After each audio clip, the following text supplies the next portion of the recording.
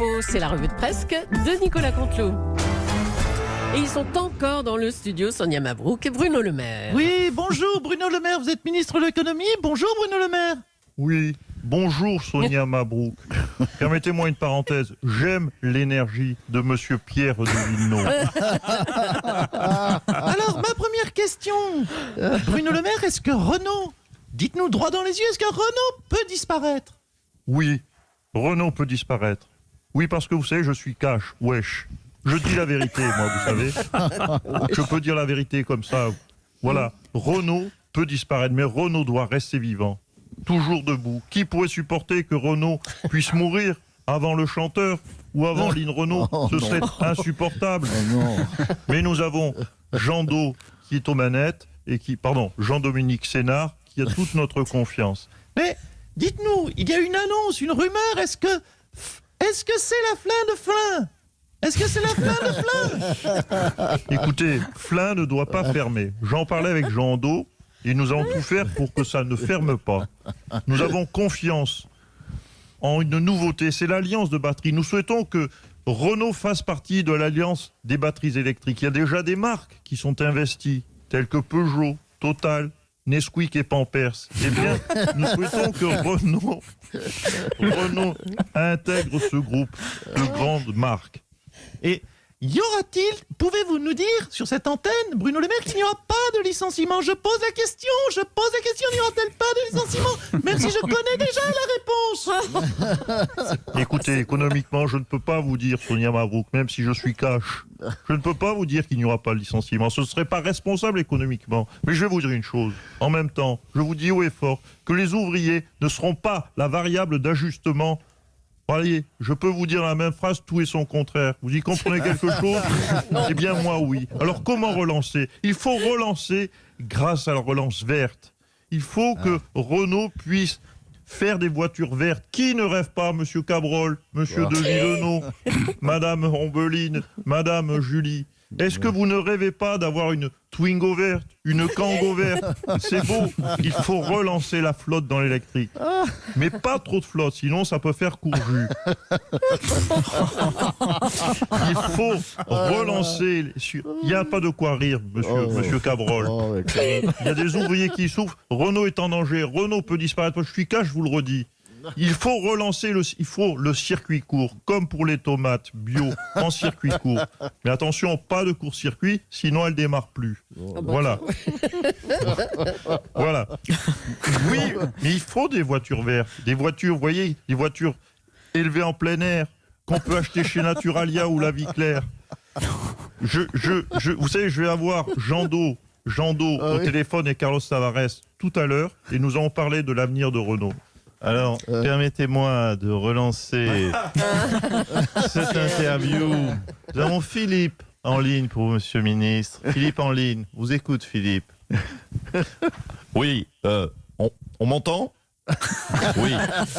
Alors, écoutez, voilà, je suis fabricant de chemises depuis 22 ans. Voilà. Et nous sommes en difficulté. Je suis en difficulté. Je suis pas aidé. Je suis pas aidé par ma banque, parce que voyez, on est des petites entreprises. Moi, je gagnais 200 000 euros. Je perds 200 000 euros par mois. Ma banque m'aidait. J'étais classé F3 plus. Oui, on vous entend, Philippe. Oui, plus. Et aujourd'hui, j'ai plus même les moyens de mettre des boutons aux chemises. Voilà.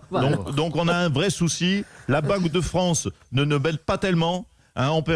Oui, permettez-moi de prendre le relais, Philippe.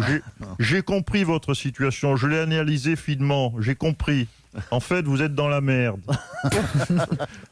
Vous l'avez très bien décrit. Un peu longuement, mais bien décrit. Croyez-moi, on ne va pas vous laisser tomber. Vous remplissez les formulaires. Vous saisissez le médiateur du crédit. Et s'il le faut, j'interviendrai personnellement sur ce dossier en achetant une chemise à manches courtes. Merci Bruno Le Maire. À vous, Julie. Merci Sonia Mabrouk. Allez, on va retrouver les titres de l'actualité avec vous, Pierre de Villeneuve. Oui, pardon, oui. Bonjour, alors, Pierre. Vino. Allez, on est dynamique ce matin. Dis donc, la banlieue, hein. On est là pour donner du tonus à l'info. On est jusqu'à quelle heure, Julie 20h30. Bon, allez, on s'approche.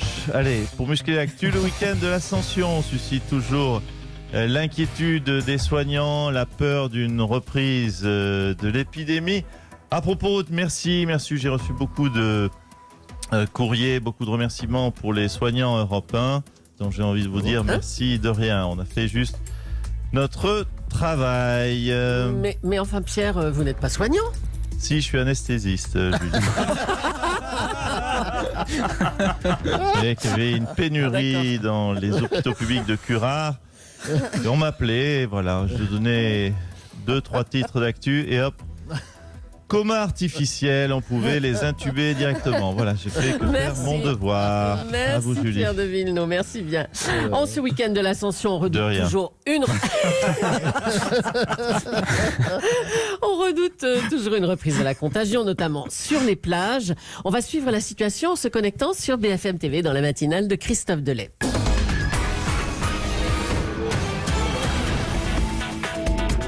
Bonjour, bienvenue sur BFM Télé pour suivre aujourd'hui la situation de ce week-end prolongé. On part tout de suite sur une plage.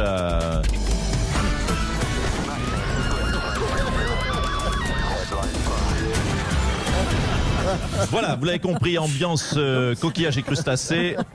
On sent que l'été approche. Alors, nous sommes avec notre envoyé spécial Serge Parasol. Serge, quelle est la situation sur votre plage, Serge? Eh bien, écoutez, Christophe, ici, des jeunes gens sont en train de jouer au volley, apparemment. Des couples ici et là bronzent, des enfants sont heureux. C'est vraiment une vision, vous l'avez compris, de cauchemar ici. J'aperçois un homme en claquettes chaussettes qui marchait. Personne, je dois vous dire, la personne n'intervient. Oh là là, Christophe, là, une femme là-bas est en train de manger, tenez-vous bien, une glace en bord de mer et sans masque. Vraiment, vous faites bien de nous signaler qu'il y a vraiment l'inconscience de la population. Serge, cette glace, vanille ou chocolat, Serge? Écoutez, de là où je suis, je ne peux pas. Si je pense que c'est. Je dirais pistache. Oh là là, un enfant est en train, Christophe, en direct devant nous, sous nos yeux, de faire un château de sable avec un autre enfant qu'il apparemment ne connaît pas. Attendez, pardonnez-moi, là, je dois intervenir, je vais piétiner, voilà, le château de sable. Voilà, ça t'apprend, ça y est. Voilà, j'ai tout démoli. Voilà. Oui, mais écoutez, arrêtez de pleurer, je viens de vous sauver la vie, vous avez compris là ou pas? Merci Serge Parasol en direct de Palavas-les-Flots de ce geste civique. Souhaitons que ces plages ne fassent pas plus de victimes, que le jour du débarquement de Normandie, ce n'est pas gagné. À vous, Julie. Ça va. Merci Christophe Delay.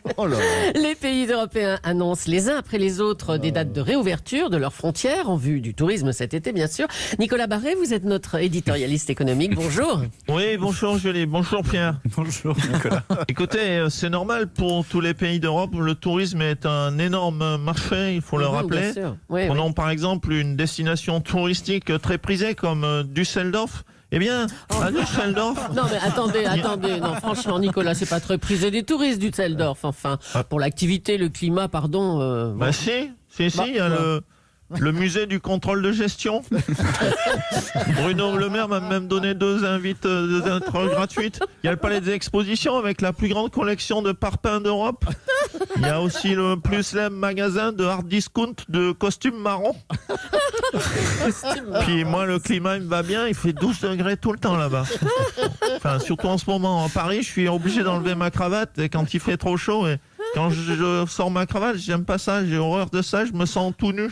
Oh, mais non, mais Nicolas, s'il vous plaît, parlons d'une vraie destination qui fait rêver les gens. Allons. Bon, ok. Alors alors prenons un des coins, c'est vrai, les plus recherchés du moment. Oui. Cracovie. Cracovie, mais enfin. Si, je vous dis, en ce moment, tous mes amis y vont et ils achètent des terrains pour relocaliser leurs usines chinoises parce que là-bas, les ouvriers sont encore bon marché, vous voyez. C'est le coin où tous mes potes veulent aller. Ah bah dis donc. Merci Nicolas Barré. Les magasins Conforama sont au bord de la faillite. Conforama, hein, la marque est au bord de la faillite. Oui, pardonnez-moi, Madame Julie, bonjour à tout votre collectif. Tiens. Pardon, j'ai une petite question. Oui, bon, on vous écoute, hein, Kylian Mbappé. Oui, comment s'appelait si vous voulez, pour me rafraîchir la mémoire, le championnat de France cette année? Ben, c'était la Ligue 1 Conforama. Ah, c'était la Ligue 1 Conforama. Voilà, oui. justement. Oui, donc les gars sont au bord de la faillite, à Conforama, mais ils donnent des millions d'euros aux joueurs de foot, c'est ça?